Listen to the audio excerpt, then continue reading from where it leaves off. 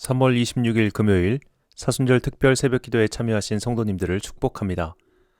사도신경으로 우리의 신앙을 고백하겠습니다. 나는 전능하신 아버지 하나님, 천지의 창조주를 믿습니다. 나는 그의 유일하신 아들, 우리 주 예수 그리스도를 믿습니다. 그는 성령으로 잉태되어 동정녀 마리아에게서 나시고 본디오 빌라도에게 고난을 받아 십자가에 못 박혀 죽으시고 장사된 지 사흘 만에 죽은 자 가운데서 다시 살아나셨으며 하늘에 오르시어 전능하신 아버지 하나님 우편에 앉아 계시다가 거기로부터 살아있는 자와 죽은 자를 심판하러 오십니다. 나는 성령을 믿으며 거룩한 공교회와 성도의 교제와 죄를 용서받는 것과 몸의 부활과 영생을 믿습니다. 아멘. 찬송가 336장입니다.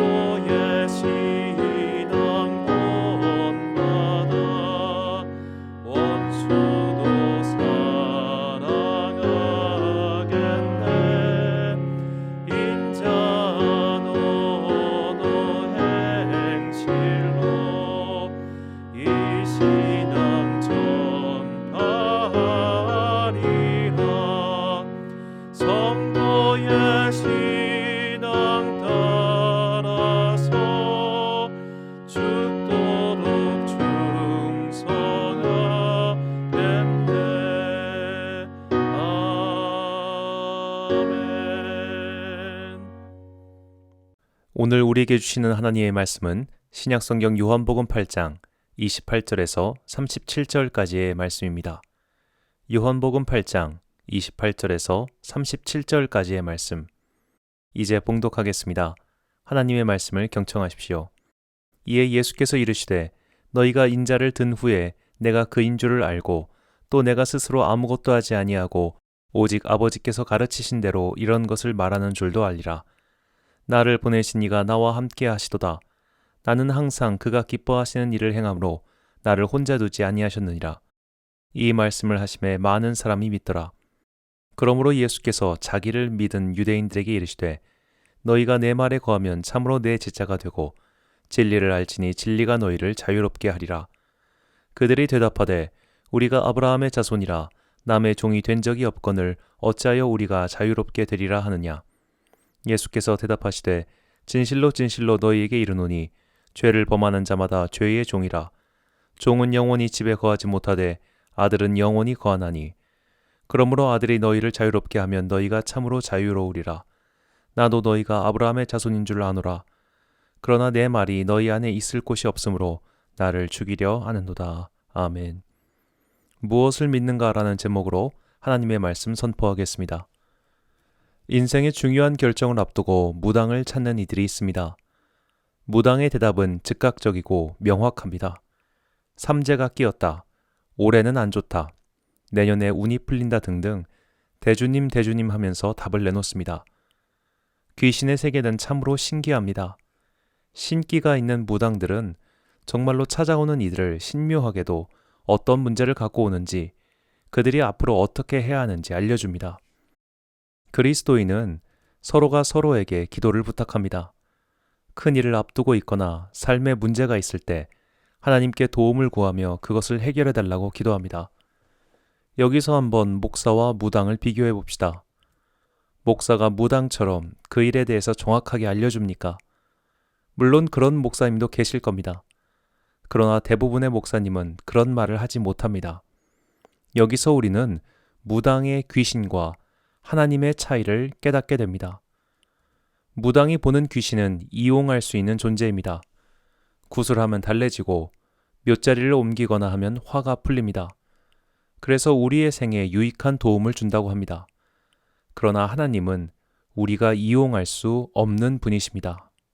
열심히 성전에 헌금을 드려도 그 헌금으로 하나님을 움직일 수 없습니다. 우리는 하나님의 분노를 삭힐 수도 없고 그분의 은총을 강제로 끌어당길 수도 없습니다. 그저 기도하고 바라고 원할 뿐입니다.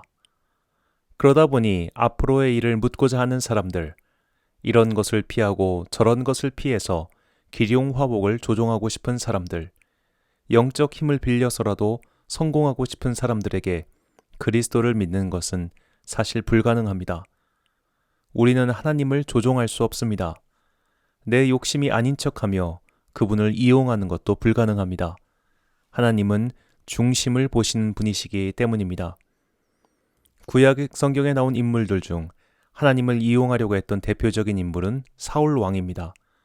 그는 첫 번째 왕이었기 때문에 정권의 기반이 매우 미미했습니다.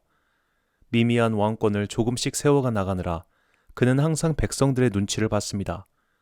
요즘 말로 하면 포퓰리스트 정치인이었습니다. 그는 하나님이 원하시는 일보다 백성들이 원하는 것을 들어줬습니다. 하지만 공식적 행사에서는 하나님을 높이는 척, 그분을 위하는 척 했습니다. 그렇게 40년을 사람들을 속이고 하나님을 속이려 하며 그분을 위한 예배를 이용했습니다. 평생 하나님을 이용하려고만 한 자에게 하나님은 냉정하게 돌아서십니다. 사무엘상 28장 6절입니다. 사울이 여호와께 묻자오되 여호와께서 꿈으로도 우림으로도 선지자로도 그에게 대답하지 아니하심으로. 아멘. 겉으로 볼 때 사울 왕은 하나님을 위해서 제단도 쌓았었고 절기도 나름 지키려 하였고 박수나 무당을 쫓아내기도 했고 무엇보다 왕궁도 짓지 않고 다른 사람들과 똑같은 집에서 살았고 전쟁이 나면 늙은 몸임에도 불구하고 직접 나가 싸웠습니다. 그는 아마 당대 사람들에게 인기가 많았을 겁니다. 그러니 사울이 죽은 후 한참 뒤에도 그를 생각하고 그리워하는 사람들이 있었습니다. 하지만 사울 왕의 속마음은 온통 자신뿐이었습니다. 그는 진정 하나님을 위하여 한 일이 별로 없었습니다. 그는 자신을 위하여 하나님을 위하는 척 했을 뿐입니다. 그러니 마지막에는 완전히 하나님께서 그에게 등을 돌리시어 어떤 응답도 하지 않으신 겁니다. 사울 왕은 겉모습만 신앙인인 사람들의 대표적 인물입니다. 우리 주변에도 사울 왕 같은 이들이 적지 않습니다. 아니, 바로 내가 사울 왕 같은 인물입니다. 여전히 내 욕망을 버리지 못하고 살면서 겉으로는 주님을 위하는 척하면서 정작 자신의 영달을 바라는 사람 말입니다. 그래서 우리는 오늘 본문 말씀을 자신을 위한 경계로 삼고 읽어야 합니다. 예수님의 예루살렘 이야기가 계속됩니다. 예수님께서는 유대인들 앞에서 말씀하셨습니다. 이것은 하나님 나라에 대한 비전 같은 이야기가 아니었습니다. 예수님 자신에 대한 말씀이었습니다. 그래서 바리새인들은 예수님의 말씀에 대해 이렇게 반박합니다. 요한복음 8장 13절입니다. 바리새인들이 이르되 내가 너를 위하여 증언하니 내 증언은 참되지 아니하도다. 이렇게 바리새인들과 갑론을박을 이어가시다가 오늘 본문의 말씀을 하십니다. 본문 29절과 30절입니다. 나를 보내신 이가 나와 함께 하시도다. 나는 항상 그가 기뻐하시는 일을 행함으로 나를 혼자 두지 아니하셨느니라. 이 말씀을 하심에 많은 사람이 믿더라. 예수님께서는 하나님이 나와 함께 하신다고 선언하십니다. 그러자 많은 사람들이 예수님을 믿겠다고 말합니다. 우리는 이 부분을 주목해서 읽어야 합니다. 그들은 갑자기 왜 예수님을 믿겠다고 한 것일까요? 하나님이 나와 함께 하신다고 예수님께서 선언하셨기 때문입니다. 즉 예수님의 이 선언을 듣고서 예수님을 믿겠다고 한 자들은 하나님이 함께 하시는 저 신령한 사람의 말을 들으면 내 인생의 문제가 해결되고 앞으로 일들이 쑥쑥 잘 풀리겠거니 라고 생각한 것입니다. 마치 유명한 무당의 말을 전적으로 믿는다고 하는 것과 똑같은 행동을 취한 겁니다. 그래서 예수님은 자신을 믿는다고 말하는 사람들에게 말씀하십니다. 본문 31절 상반절과 37절입니다. 그러므로 예수께서 자기를 믿은 유대인들에게 이르시되 나도 너희가 아브라함의 자손인 줄 아노라. 그러나 내 말이 너희 안에 있을 곳이 없으므로 나를 죽이려 하는도다. 지금 예수님께서는 당신을 적대하는 바리새인들이나 제사장들이 아니라 예수님을 믿는다고 말하는 자들에게 너희가 나를 죽이려 한다라고 말씀하십니다. 이 말씀에는 예수님의 진짜 뜻이 담겨 있습니다. 예수님의 진짜 뜻은 너희가 나를 믿는다고 하지만 사실 너희는 나를 믿는 게 아니다라는 겁니다. 그래서 예수님을 믿는다고 하는 자들에게 그들의 믿음이 가짜임을 보이십니다. 요한복음 8장 45절입니다. 내가 진리를 말하므로 너희가 나를 믿지 아니하는도다.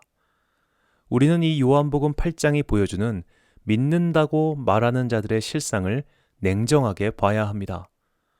우리는 모두 예수님을 믿는다고 고백하는 사람들입니다. 그런데 정작 예수님께서는 혹시 너희는 나를 믿지 않는다 라고 말씀하시지 않을까요? 너희는 너희가 믿고 싶은 대로 믿고 원하는 것을 더 많이 갖기 위해서 나를 믿는다고 말하는 거 아니냐? 그러니 너희는 실제로 나를 믿지 않는다. 이것이 주님의 뜻입니다. 믿음의 실상을 폭로하는 예수님의 말씀은 오늘 본문뿐만이 아닙니다. 예수님께서는 나더러 주여 주여 하는 자마다 천국에 들어갈 것이 아니라고 말씀하셨습니다. 믿음은 하나님 나라의 가치, 그 복음을 믿고 그 복음대로 이 땅을 사는 것입니다. 복음을 믿는다고 하면서 하나님 나라를 믿는다고 하면서 정작 이 땅을 사는 동안 그 나라의 가치를 깡그리 무시하고 자기 욕심을 따라 자기 하고 싶은 것을 하면서 사는 것을 믿음이 있다고 하지 않습니다. 우리가 아무리 기도를 하고 예배를 드리고 하나님의 환심을 사기 위해 무언가를 하더라도 그것은 하나님을 이용하려는 태도일 뿐 하나님을 하나님으로 모시는 믿음이 아닙니다. 그래서 믿음은 참 어렵습니다. 이것은 인간의 자연적 본성인 이기심과 충돌하기 때문입니다. 인간은 누구나 자신의 안위, 이득 등을 먼저 생각합니다. 이것은 비난받을 일도 아니고 당연한 일입니다. 자신의 안위와 성공을 위해 신앙을 선택할 수 있습니다. 자신의 안위와 성공을 위해 초자연적인 존재에게 빌 수도 있습니다.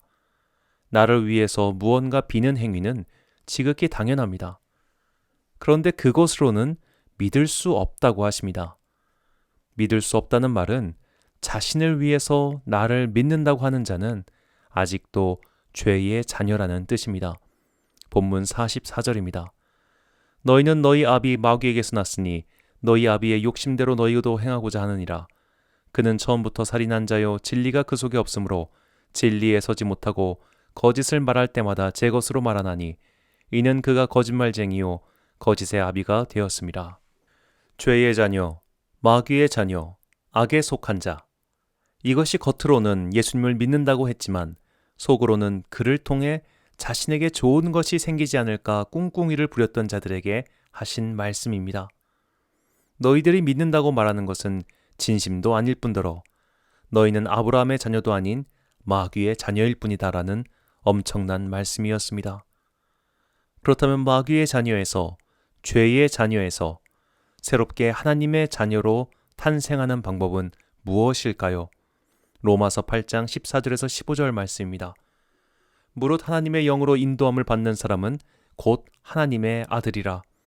너희는 다시 무서워하는 종의 영을 받지 아니하고 양자의 영을 받았으므로 우리가 아빠 아버지라고 부르짖느니라. 아멘. 영으로 인도함을 받는 사람, 즉 하나님의 영이신 성령님께서 우리를 주님의 자녀로 삼아주실 때 우리는 죄의 자녀에서 벗어나 믿음의 자녀, 아브라함의 후손, 하나님의 양자가 될 수 있습니다. 이게 우리의 참 신앙입니다. 우리는 무당을 이용하고 묫자리를 바꾸고 제사를 드려서 귀신을 위로하듯 하나님을 위로할 수 없습니다. 무당에게 대주님 소리를 들어가며 복채를 바쳐서 자신의 영달을 꾀하듯 교회에 헌금을 바치고 하나님께 기도를 한다고 해서 우리의 영달을 얻어낼 수도 없습니다. 하나님은 하나님이십니다. 하나님이 하나님이시기 때문에 우리가 그분을 변화시킬 수 없습니다. 그분이 우리를 변화시켜 주셔야 합니다. 우리가 그분을 의지적으로 믿을 수도 없습니다. 우리의 의지라는 것은 이미 죄의 자녀, 마귀의 자녀의 습성 때문에 오염될 대로 오염되었기 때문입니다. 오직 성령님만이 우리를 참 믿음으로 이끄십니다. 요한복음 1장 12절에서 13절 말씀을 공동 번역 성경으로 읽겠습니다. 그러나 그분을 맞아들이고 믿는 사람들에게는 하나님의 자녀가 되는 특권을 주셨다. 그들은 혈육으로나 육정으로나 사람의 욕망으로 난 것이 아니라 하나님에게서 난 것이다. 아멘. 사랑하는 로뎀교회 성도 여러분, 그리고 이 새벽 기도에 참여하신 귀한 주님의 자녀 여러분, 오늘은 예수님의 생애와 말씀을 묵상하는 순례의 절기 사순절 33번째 날입니다. 믿음의 길은 참 어렵습니다. 내 뜻과 의지가 있다고 해서 바르게 믿을 수 없기 때문입니다. 반대로 믿음의 길은 참 쉽습니다. 내 뜻과 의지에 따라 바르게 되는 것이 아니라 하나님께서 바르게 잡으시기 때문입니다. 힘을 주고 계획을 실천하려고 하면 힘들고 지칩니다. 그러나 그분께서 이끌어 주시면 참 쉽게 갈 수 있습니다. 우리 하나님은 무당의 복채를 받고 어르고 달래주면 일하시는 잡신이 아니십니다. 하나님께서는 당신의 뜻에 따라 움직이시며 당신의 뜻으로 우리를 변화시켜 새롭게 하십니다. 이 능력 있으신 하나님, 우리가 감히 통제할 수 없고 움직일 수 없고 이용할 수 없는 하나님께서 우리를 낳으시고 돌보시고 지금도 보고 계십니다. 인간이 하나님께 영향을 미칠 수 없다는 말은 하나님의 사랑을 더욱 감격스럽게 만듭니다. 저분이 우리를 사랑하십니다. 저분이 우리를 보고 계십니다. 저분이 우리를 낳으셨고 새롭게 태어나게 하시고 주님의 자녀가 되는 권세를 주셨습니다. 욕심을 따라 믿는다고 말했으나 마귀의 자녀라는 평가만 듣고 물러갔던 사람들이 아니라 의의 자녀, 하나님의 자녀로 다시 태어나 주님의 영으로 인도함을 받는 여러분과 제가 되시길 간절히 축원합니다. 기도하겠습니다. 사랑과 은혜가 충만하신 아버지 하나님, 사순절 33번째 날을 맞아 주님의 말씀을 듣게 하시니 감사합니다. 따사로운 봄의 기운이 온 땅에 퍼져가고 있습니다. 이제 봄의 꽃들이 점차 피어나고 있습니다. 이 좋은 날씨, 이 아름다운 계절에 주님께서는 우리를 하나님의 자녀로 다시 태어나게 하시기 위해 십자가에서 죽으셨습니다. 주님의 죽음과 사랑을 기억하는 사순절기도 이제 얼마 남지 않았습니다. 우리는 곧 기쁨의 부활을 맞이하게 될 것입니다. 그때를 맞이하기 위해 우리가 세워두었던 영적 계획표를 실천할 수 있도록 우리의 약한 영을 강하게 만들어 주십시오. 오직 주님의 영이신 성령님만이 거짓 믿음에서 벗어나 참 믿음으로 인도하심을 깨닫게 하시니 감사합니다. 오늘도 내가 아닌 주님을 위하여 삶의 자리를 택하고 움직이는 주님의 자녀들을 축복하여 주옵소서. 삶이 지치고 무력해지는 사람들이 있습니다. 그들에게 은총을 베풀어 주사 새 힘이 솟아나게 하옵소서. 경제적 어려움을 겪고 있는 자녀들이 있사오니 그들의 낙심한 마음을 주님께서 위로하여 주시고 이 땅을 사는 동안 곤고하거나 핍절하지 않도록 크신 은총을 부어 주옵소서. 여러 사람들이 한 주일의 노동을 마무리하는 금요일입니다. 수고했던 그들의 삶에 복을 내려주시고 주일을 준비하는 거룩한 마음을 가질 수 있도록 오늘도 우리에게 성령님의 충만함을 부어 주옵소서. 날마다 더욱 주님 닮은 영혼이 되어 하나님 나라의 길을 온전히 걸어가길 소망하며 이 모든 말씀 우리를 거듭나게 하시는 예수 그리스도의 이름으로 기도드립니다. 아멘. 주기도문하심으로 사순절 새벽기도회를 마치겠습니다. 하늘에 계신 우리 아버지, 아버지의 이름을 거룩하게 하시며 아버지의 나라가 오게 하시며 아버지의 뜻이 하늘에서와 같이 땅에서도 이루어지게 하소서. 오늘 우리에게 일용할 양식을 주시고 우리가 우리에게 잘못한 사람을 용서하여 준 것 같이 우리 죄를 용서하여 주시고 우리를 시험에 빠지지 않게 하시고 악에서 구하소서. 나라와 권능과 영광이 영원히 아버지의 것입니다. 아멘.